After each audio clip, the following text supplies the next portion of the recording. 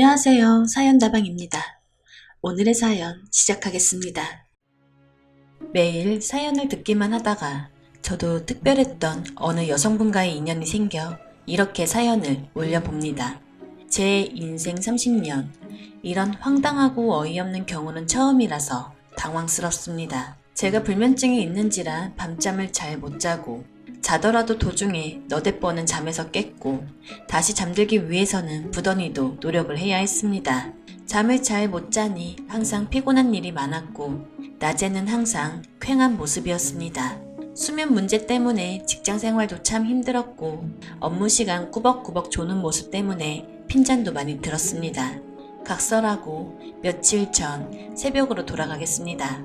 그날도 심한 불면증에 쉽게 잠자리에 들지 못했고 이리저리 잠을 청하다가 겨우 잠이 들었습니다. 깊은 잠에 들지는 못했던 것 같네요. 얼마나 잤는지도 모를 시간, 이상한 소리에 잠자리에 예민한 저는 정신이 돌아왔습니다. 제 방 창문가에서 수상한 인기척이 들려왔습니다.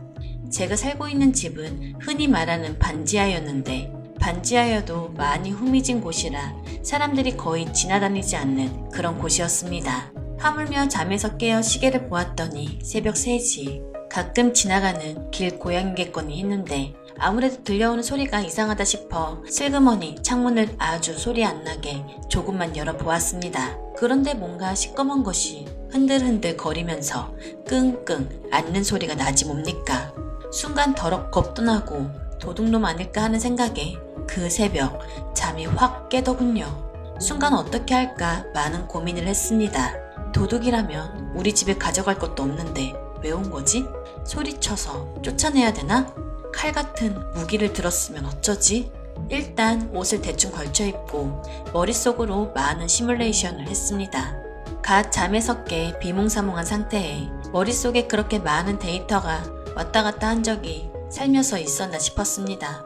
집안에 일단 무기로 쓸만한 물건들이 있는지 숨죽여 찾아보았습니다. 이제 갓 34회 초년생 남자의 자취방에 몽둥이로 쓸 물건은 쉽게 찾을 수 없었습니다. 그리 즐겨하던 헬스, 덤벨이라도 하나 가져다 둘 걸 후회하던 찰나 몇 년 전 취미로 배워보려고 샀으나 시간이 안 되어 장롱 위에 잠들어 있던 테니스 라켓을 생각해냈습니다. 테니스 라켓이라도 뭔가 손에 쥐어지니 마음의 안정이 왔고 더불어 확실히 확인해보고 쫓아내던지 해야겠다는 용기까지 생겼습니다. 테니스 라켓을 손에 꽉 움켜쥐고 살금살금 현관문을 열었고 숨죽여 밖으로 나갔습니다. 빼꼼 제 방 창문 쪽으로 슬쩍 돌아서니 제 생각과는 전혀 다른 이상한 광경을 목격했습니다.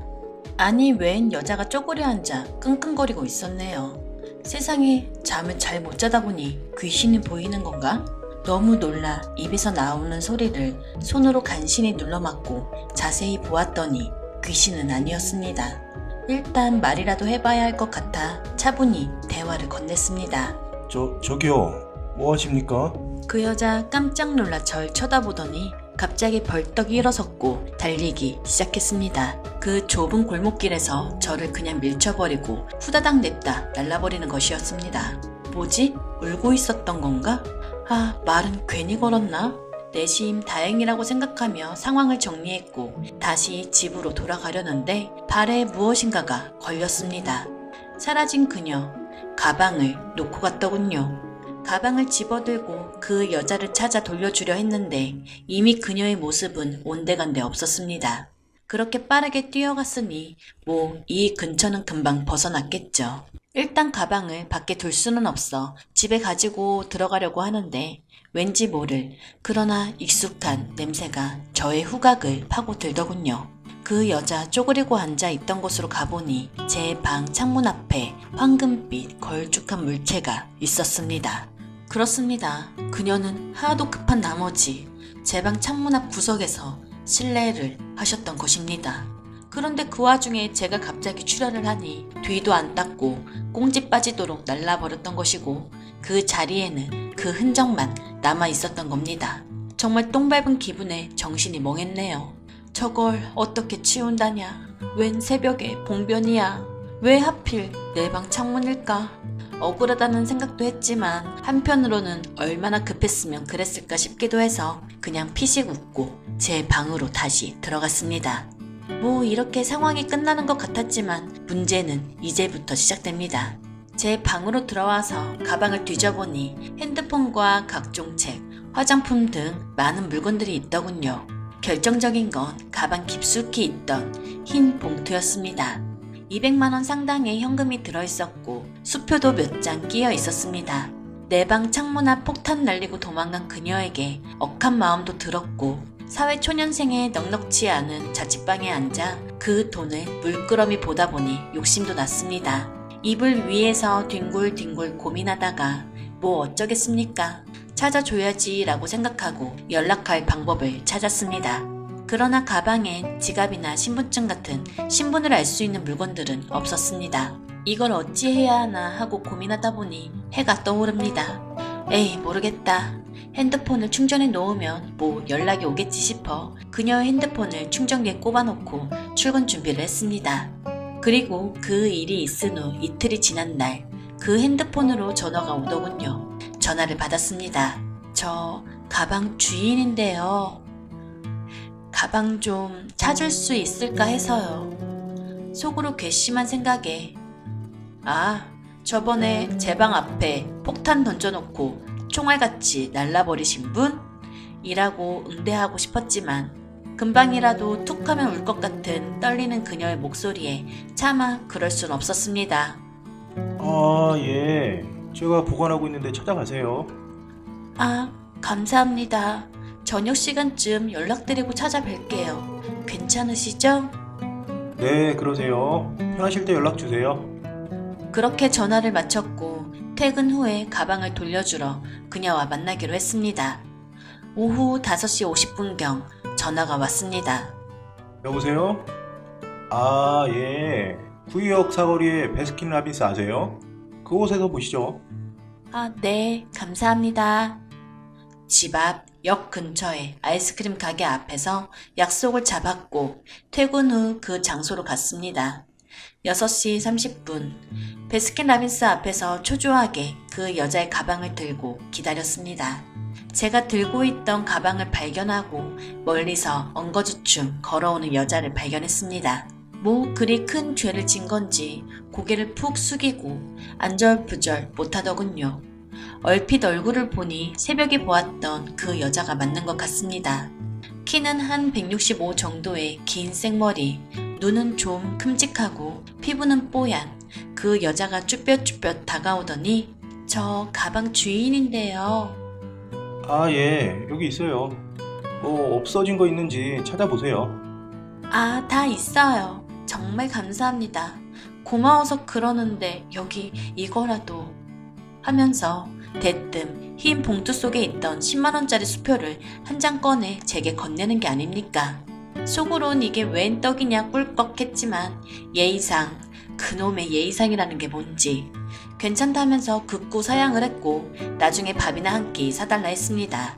그 여자 그날의 창피 때문에 제가 됐다고 했으면 얼른 휙 갈 줄 알았는데 제 얼굴을 기억을 못하는지 이렇게 묻더군요. 그럼 저녁 하실래요?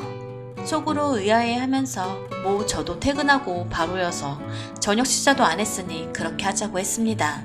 뭐 대충 근처 식사도 되는 카페 같은 곳에서 둘 다 오므라이스 하나씩 시키고 대충 먹었더랬습니다.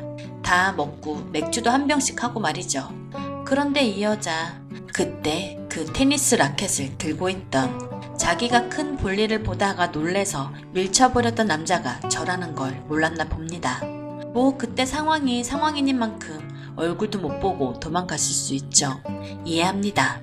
이런저런 이야기를 나누며 식사를 하고 있었는데 그러다 순간 그 여자가 물어봅니다.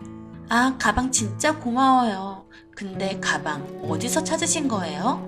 아무 생각 없이 식사하다 저도 모르게 예, 새벽에 제 방 창문 앞에 두고 가셨잖아요. 그리고 몇 초간의 정적이 흘렀습니다. 그 여자 얼굴 시뻘개지고 계산서를 낼름 집어들더니 다른 약속 때문에 먼저 간다고 다급하게 가방을 들고 나가려 합니다. 그렇습니다. 이 여자 제 말을 듣고 나서는 상황을 짐작한 거였죠. 고의는 아니었습니다. 하지만 상황은 거기서 끝난 게 아니었습니다. 이 여자 얼마나 창피하고 급했으면 계산대로 가는 도중에 마지막 쇼를 보여주더군요. 옆 테이블 의자에 걸려 앞으로 대자로 철푸덕 넘어졌습니다. 정말 안습의 결정판이더이다. 거기서 또 제가 괜찮냐고 일으켜주기라도 하면 더 무안할 것 같아 그냥 묵묵히 못 본 척하고 그녀가 나가길 기다렸습니다. 그 여자 아무래도 같은 동네 사람 같은데 지나가다 마주치질 않길 기도해 드립니다. 정말 마주치지 맙시다. 여자는 허둥지둥 식사비를 계산하고 나갔고 저는 마저 밥을 먹고 나왔습니다. 살면서 이런 일 겪어보기는 힘들겠죠? 뭐 사람 살면서 이런 일 저런 일 있는 거 아니겠어요? 그냥 이해하고 넘어가렵니다. 많은 분들에게 웃음을 들었다는 게 뿌듯하지만 그 여자분 생각하면 왠지 미안하기도 하네요. 많은 분들 읽어주셔서 감사합니다. 그런데 아직 제 방 창문 열지 못하고 있네요. 오늘 사연 어떠셨나요? 저는 여자분이 가엾고 안쓰러웠지만 사연 읽으며 너무 웃느라 녹음하기 힘들었네요. 여러분도 사연 들으시고 미소 한번 지으시면서 행복한 하루 보내세요. 영상 끝까지 시청해주셔서 감사합니다. 여러분의 생각은 어떠신지 댓글 남겨주세요. 재밌게 시청하셨다면 구독과 알림 설정 부탁드립니다.